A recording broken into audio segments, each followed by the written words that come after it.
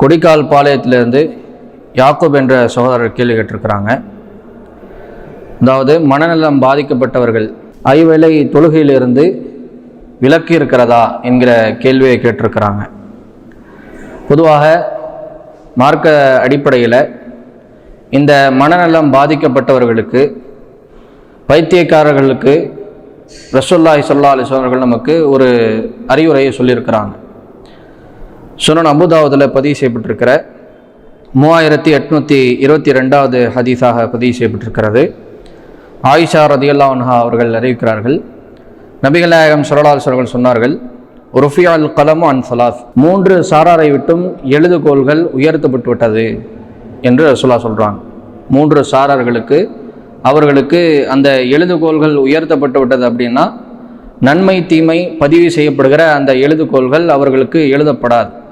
பொதுவாக எல்லா மனிதர்களுக்கும் இறைவன் என்ன செய்திருக்கிறான் என்றால், நன்மையான காரியங்களை செய்யும் பொழுதும் தீமையான காரியங்களை செய்யும் பொழுதும் ஒன்று விடாமல் பதிவு செய்து எழுதக்கூடிய வானவர்களை அல்லாஹ் ஒவ்வொரு மனிதர்களுக்கும் நியமித்திருக்கிறான்.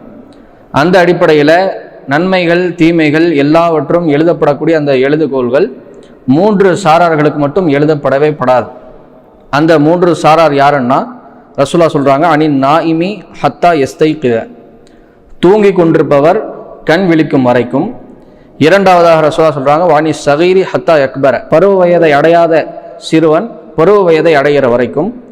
மூன்றாவதாக ரசூலுல்லாஹ் சொல்கிறாங்க, வானில் மஜ்னூனி ஹத்தா யாக்கிலா ஓ யஃபீக, பைத்தியக்காரன் பைத்தியத்திலிருந்து தெளிவாகின்ற வரைக்கும் அறிவுடையவனாக மாறுகின்ற வரைக்கும். இந்த 3 சாரார்களுக்கு தான் நன்மை தீமை எதுவும் அவர்களுக்கு பதிவு செய்யப்படாது.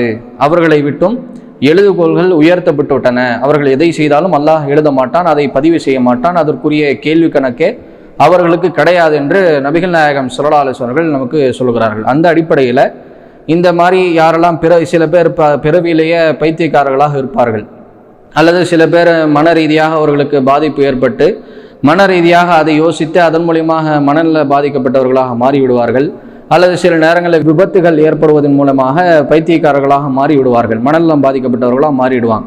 அது மாதிரியாக யாரெல்லாம் இருக்கிறார்களோ அவர்களுக்கு மார்க்க அடிப்படையில் அவர்கள் எதை செய்தாலும், நன்மையான காரியத்தை செய்தாலும் அல்லது தீமையான காரியத்தை செய்தாலும், எதை செய்தாலும் அவர்களுக்கு பதிவு செய்யப்படாது. அது குறித்து அவர்களுக்கு எந்த கேள்வி கணக்கும் கிடையாது. எது வரைக்கும் அவர்கள் தெளிவடைகிற வரைக்கும். அதையும் ரசூலுல்லாஹ் சொல்லிட்டாங்க, இந்த பைத்தியக்காரர்களுக்கு மனநலம் பாதிக்கப்பட்டவர்களுக்கு எதுவுமே எழுதப்படாது, எழுதுகோள்கள் உயர்த்தப்பட்டு விட்டன.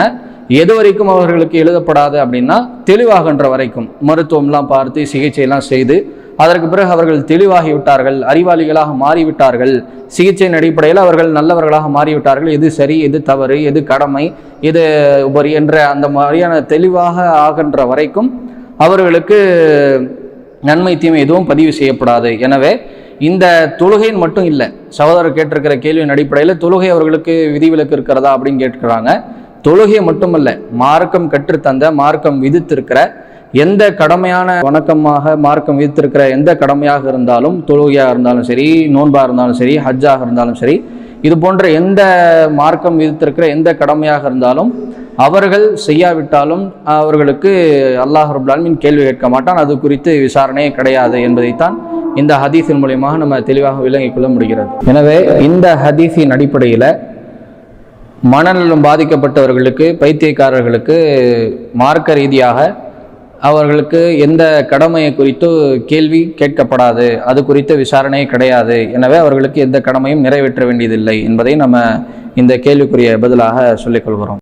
இஸ்லாம் மற்றும் சமுதாய செய்திகளை அறிந்து கொள்ள தமிழ்நாடு தௌஹீத் ஜமாஅத் யூடியூப் பக்கத்தை உடனடியாக சப்ஸ்கிரைப் செய்து கொள்ளுங்கள். மேலும் பெல் பட்டனையும் கிளிக் செய்து கொள்ளுங்கள்.